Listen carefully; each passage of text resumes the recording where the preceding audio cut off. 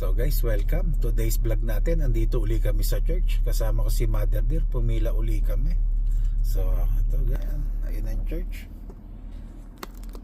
So ayan, nakapila na tayo, nakapag-sign up na.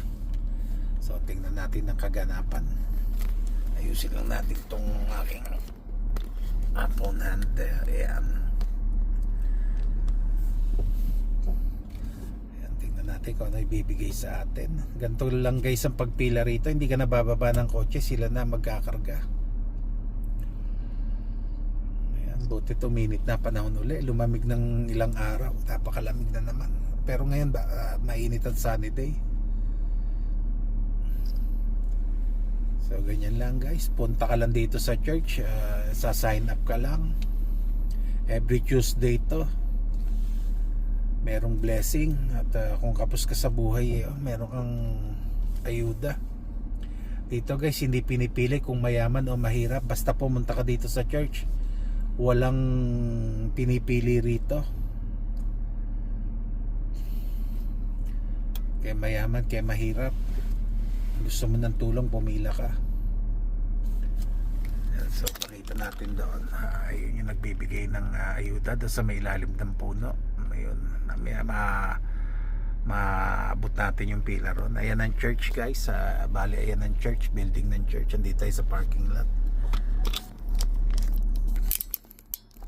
So ayan, sunod lang tayo sa line. Marami rin naman silang ibinibigay guys, mga chicken, vegetable, onion, fruits, bread, mga pastry. Ayan, sunod lang tayo sa linya. Ito ang camera.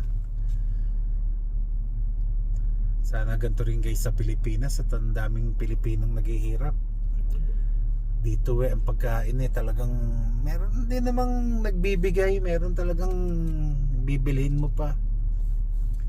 Pilipinas sama ng loob, ayaw ilista pangalan nila. Tinatago pa yung mga ayudang ganyan. Tinatago. Dito talagang ipinamimigay nila. So, Lilicom na sila guys, nag-i-start dito ng 1 ang bigayan, kaya yung iba maaga pa lang sa 1 na pila na. At katulad ko, 4 natatapos ang pagbibigay nila, tamang-tama 4:10 na. Pero kung may darating, papapasokin pa. Maluwag dito guys.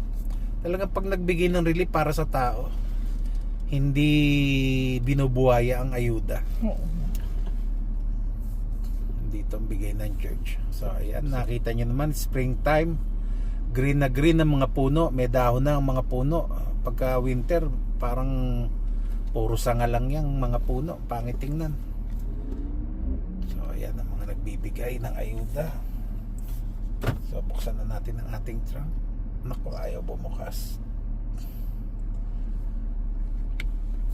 Mamanu-manuhin ko pa.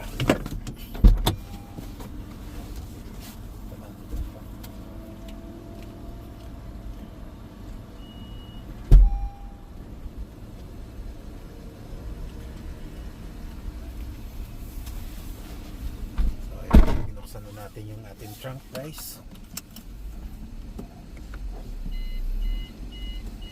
So ayan ang trunk natin, bukas na. Ayan na, may bigay na ng ayuda guys. Ito, tira.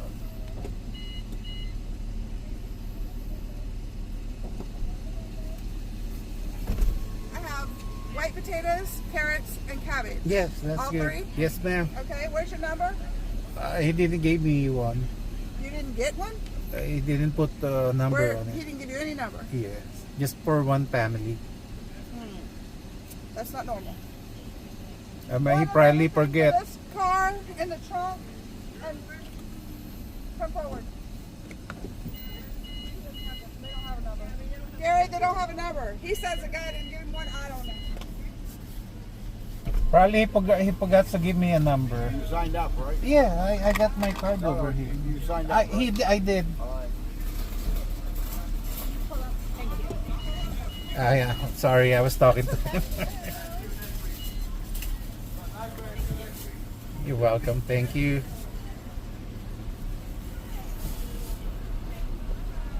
So yun guys, tinanong tayo kung potatoes raw. Nagkaroon ng, kasi walang number yung window ko. I don't know.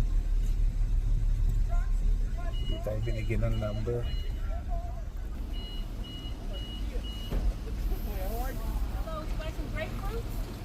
Now grapefruits.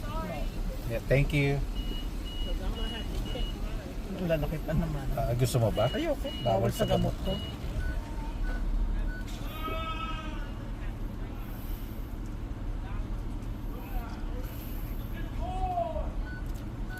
So, umayo tayo guys sa grapefruit gawa nung may iniinom akong maintenance.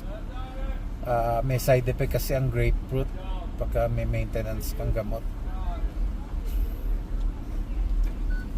So, that's guys kung bakit inayawan natin yung grapefruit. So, yun kinakarga nila sa lamig. Pagka nasa lilim ka, napakalamig. Ang lamig ng singaw, no? Pag wala ka, Maraming puno eh. pag wala kang jacket, giginawin ka, hindi mo kaya yung lamig, oh. Maraming puno. Pasok sa loob ng car yung lamig, eh.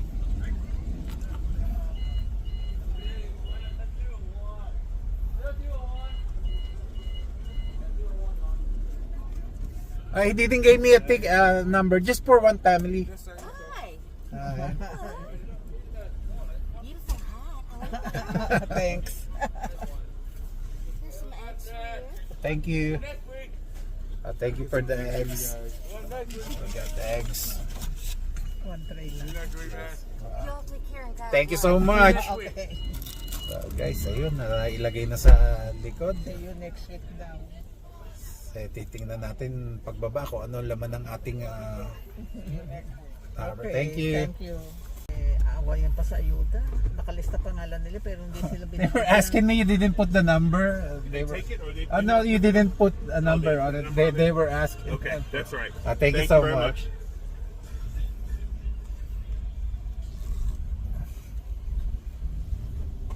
Kapag may bagyuhan awayan pa sa barangay, hindi raw sila binibigyan. Dapat na i-record ko pala yung kwento mong ganyan. At natin dadaanan, gas, tsaka bayad sa bahay. Dito Pantusawa. Ito uli ang mga nakuha natin. Meron tayong eggs. Meron tayong repolyo. Ito mga basura ng car ko yun guys. May repolyo. Ito merong carrots. Ayan guys, repolyo. Meron tayong carrots, bigay ng church. May patatas. Ayan guys, bago ito naman mga frozen foods. Buksan natin. So ito, merong ayan, paa ng baboy, pork pit. Ayan. Ito, may mga biscuit. Ayan, cookies. Ang daming cookies, apat na cookies guys. Merong sandwich o bacon, honey ham. 5 pala yung cookies guys. 1, 2, 3, 4, 5. Ayun pa isa. Meron ulit tayong napakalaking chicken. Merong ano ba to? Pastrami, beef pastrami, parang ham din. Meron tayong croissant. Yan guys, ima-microwave mo lang yan. Ayan, no? Ima-microwave lang. Frozen, may ham. Yun nga, honey ham. 6 pala yung cookies. Ang dami naman. Merong ano ba to? Ayun, snacks. Pang snacks yan guys. Cheese and beef. Beef stick. May bacon bagel. Ayun, no. Iinit mo lang sa microwave. Bacon bagel. May ham uli. So guys, laking ham. Ayan, no. Laking ham. Frozen ham. Tapos ito, chicken pot pie. Masarap rin yan. At last one, ito, ano ba to? Pizza bud. Pizza body, pizza dough. Gagawa pa tayo pizza niyan. So, yun lang lahat. So guys, okay. Thank you for watching.